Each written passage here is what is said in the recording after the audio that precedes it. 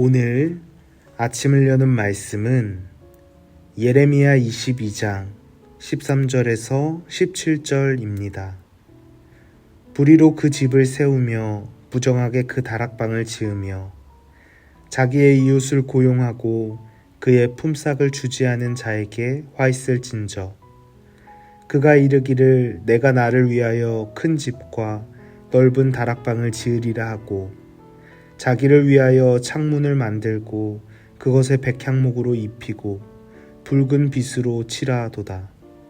내가 백향목을 많이 사용하여 왕이 될 수 있겠느냐? 내 아버지가 먹거나 마시지 아니하였으며 정의와 공의를 행하지 아니하였느냐? 그때에 그가 형통하였었느니라.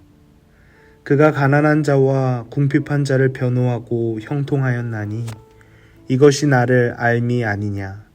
여호와의 말씀이니라.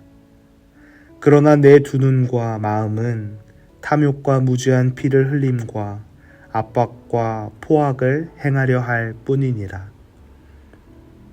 예레미야 22장의 말씀은 유다가 멸망할 수밖에 없었던 이유가 무엇이었는지를 말해주고 있습니다. 특히 오늘 본문은 그 중에서도 요시야 이후 나라를 다스렸던 유다 왕 여호야김의 죄악을 낱낱이 밝힙니다. 본문 13절 말씀에는 다음과 같이 기록되어 있습니다. 불의로 그 집을 세우며 부정하게 그 다락방을 지으며 자기 이웃을 고용하고 그의 품삯을 주지 아니하는 자에게 화 있을진저. 여호야김은 유다에서 첫 번째로 형제에게 왕위를 계승받은 왕이었습니다. 그는 이집트의 꼭두각시 왕이었고 아버지 요시야와 달리 좋은 왕이 아니었습니다. 그러던 중에 그는 자신의 이름을 높이기 위해 궁궐을 짓기 시작합니다. 문제는 이 궁궐을 짓는 와중에 백성들의 고통이 더욱더 커지고 있었다는 것입니다. 아마도 여호야김은 거대하고 화려한 궁궐을 건축함으로써 자신이 힘있고 능력 있는 왕임을 증명하려 했을 것입니다. 자신도 나라를 잘 다스릴 수 있다고 백성들에게 보여주려 했을 것입니다. 그러나 오늘 본문은 우리에게 분명히 말해주고 있습니다. 왕을 왕되게 하는 것은 붉은 빛으로 칠한 화려한 백향목 궁전이 아니라 하나님이 기뻐하는 정의와 공의를 행하는 것임을 말입니다. 오늘 본문 15절과 16절 말씀에는 다음과 같이 기록되어 있습니다. 내가 백향목을 많이 사용하여 왕이 될 수 있겠느냐? 내 아버지가 먹거나 마시지 아니하였으며 정의와 공의를 행하지 아니하였느냐? 그가 가난한 자와 궁핍한 자를 변호하고 형통하였나니 이것이 나를 알미 아니냐?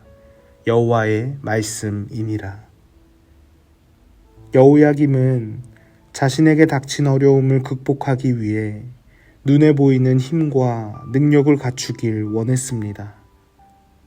그러나 정작 그에게 필요했던 것은 하나님을 두려워하면서 정의와 공의를 행하는 것이었습니다.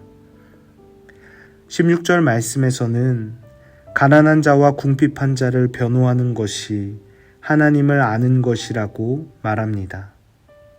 하나님을 아는 사람은 다른 사람을 존귀하게 대한다는 것입니다.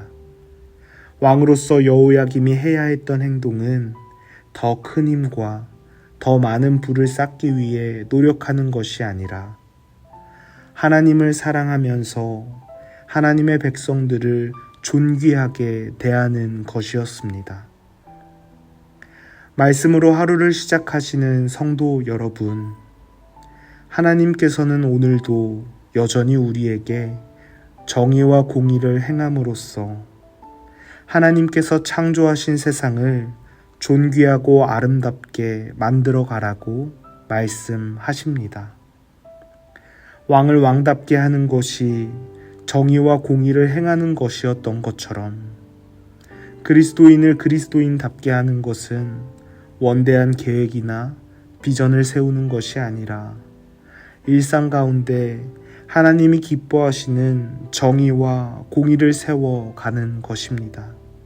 오늘 하루 하나님께서 우리를 존귀하게 여겨주셨다는 것을 기억하면서 우리 주변의 이웃을 돌아보고 일상의 작은 부분부터 하나님의 공의와 정의를 세워나가는 거룩한 성도가 되시기를 간절히 소망합니다.